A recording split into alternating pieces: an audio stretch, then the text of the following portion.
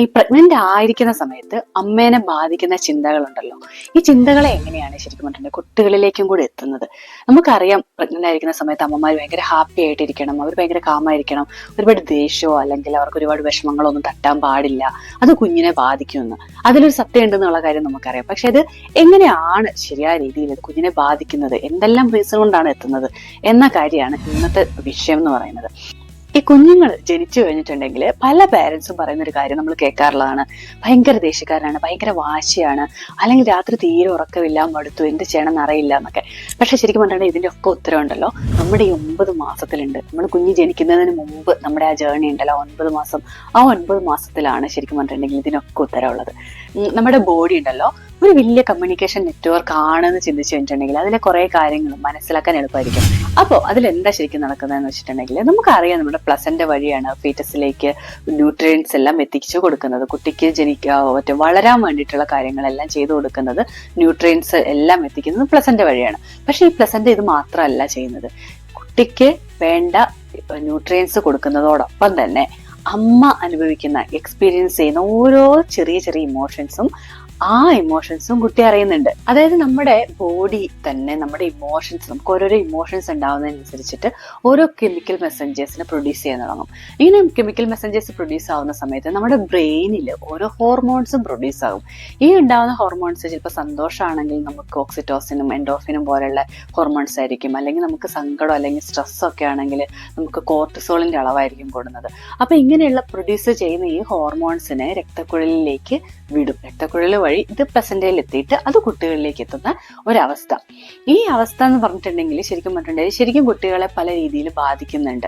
ഞാൻ നേരത്തെ പറഞ്ഞായിരുന്നു, നമ്മുടെ ബോഡി എന്ന് പറയുന്നത് ഒരു കമ്മ്യൂണിക്കേഷൻ നെറ്റ്വർക്കിംഗ് സിസ്റ്റമാണ്.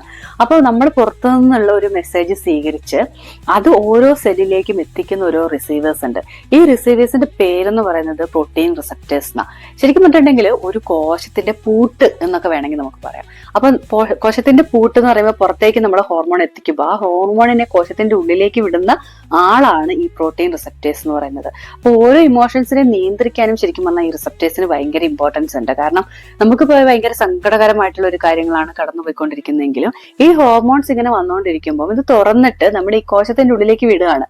അങ്ങനെ വരുന്ന സമയത്ത് എന്താണ് സംഭവിക്കുന്നത് വെച്ചാൽ റെക്കറന്റ് ആയിട്ട്, അത് റിപ്പീറ്റേറ്റീവ് ആയിട്ട് നമുക്ക് സങ്കടങ്ങൾ തന്നെയാണ് വരുന്നത്. അല്ലെങ്കിൽ റെക്കറന്റ് ആയിട്ട് എപ്പോഴും വന്നുകൊണ്ടിരിക്കുന്നത് ഒരേ ഇമോഷൻസ് തന്നെ ആവുമ്പോഴാണ് ഈ നമ്മുടെ കുട്ടിയുടെ ഡെവലപ്മെന്റിനെ ഇത് ബാധിച്ചു തുടങ്ങുന്നത്.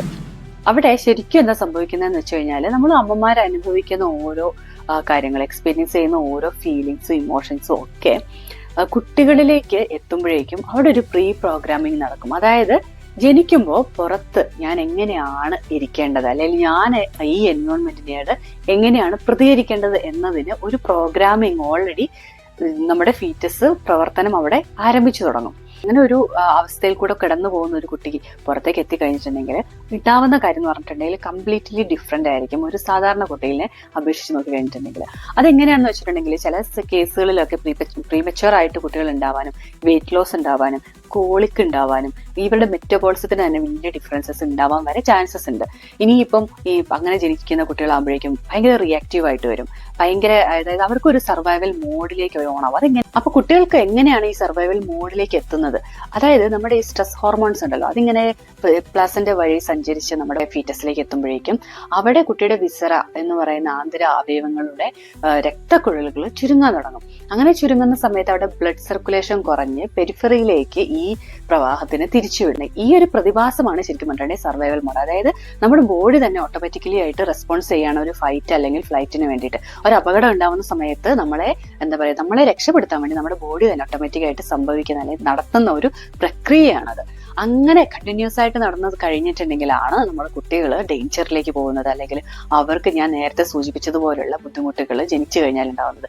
ഇനി ഇങ്ങനെയുള്ള കുട്ടികൾ കുറച്ചും കൂടെ വലുതായി കഴിഞ്ഞു കഴിഞ്ഞാൽ അവർക്ക് ADHD അല്ലെങ്കിൽ അവർക്ക് ഈറ്റിംഗ് ഡിസോർഡേഴ്സ്, അല്ലെങ്കിൽ അവർക്ക് മെന്റൽ ഹെൽത്ത് ഇഷ്യൂസ് ഉണ്ടാവാം, അവർക്ക് സ്ലീപ്പിംഗ് ഡിസോർഡേഴ്സ് ഉണ്ടാവാം. അങ്ങനെ ഒരുപാട് ഡിസോർഡേഴ്സ് അവർക്ക് വരാൻ ഭയങ്കര ചാൻസസ് കൂടുതലാണ് സാധാരണ കുട്ടികളെ വെച്ച് നോക്കി കഴിഞ്ഞാൽ.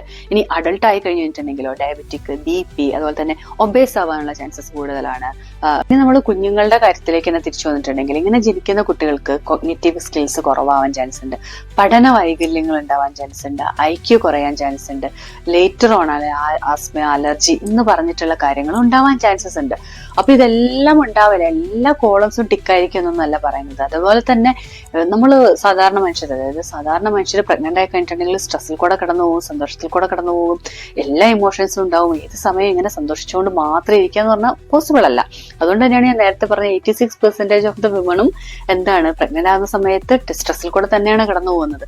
പക്ഷേ നമുക്കറിയാം ഇതിനു വേണ്ടിയിട്ട് ചെയ്യാൻ പറ്റുന്ന കുറച്ച് കാര്യങ്ങൾ. അതുകൊണ്ട് തന്നെയാണ് ഈ പ്രഗ്നന്റ് ആയിരിക്കുന്ന സമയത്ത് നമ്മൾ നമ്മുടെ മെന്റൽ ഹെൽത്തിനെ പറ്റിയും നമ്മുടെ വെൽബീയിങ്ങിനെ പറ്റിയും അവെയർ ആയിരിക്കേണ്ട ആവശ്യകത വെരി ഇമ്പോർട്ടന്റ് ആയിരിക്കുന്നത്. അപ്പൊ ഈ വീഡിയോ നിങ്ങൾക്ക് ഉപകാരപ്രദമായിട്ടുണ്ടെന്നുണ്ടെങ്കിൽ കൂടുതൽ ആളുകളിലേക്ക് ഒന്ന് ഷെയർ ചെയ്ത് കൊടുക്കുക. അപ്പൊ നിങ്ങൾക്ക് പറ്റുകയാണെങ്കിൽ ഒന്ന് സബ്സ്ക്രൈബ് ചെയ്യുക, നമ്മുടെ വീഡിയോസിനെ അല്ലെങ്കിൽ ചാനലിനെ ഒക്കെ സപ്പോർട്ട് ചെയ്യാൻ ശ്രമിക്കുക.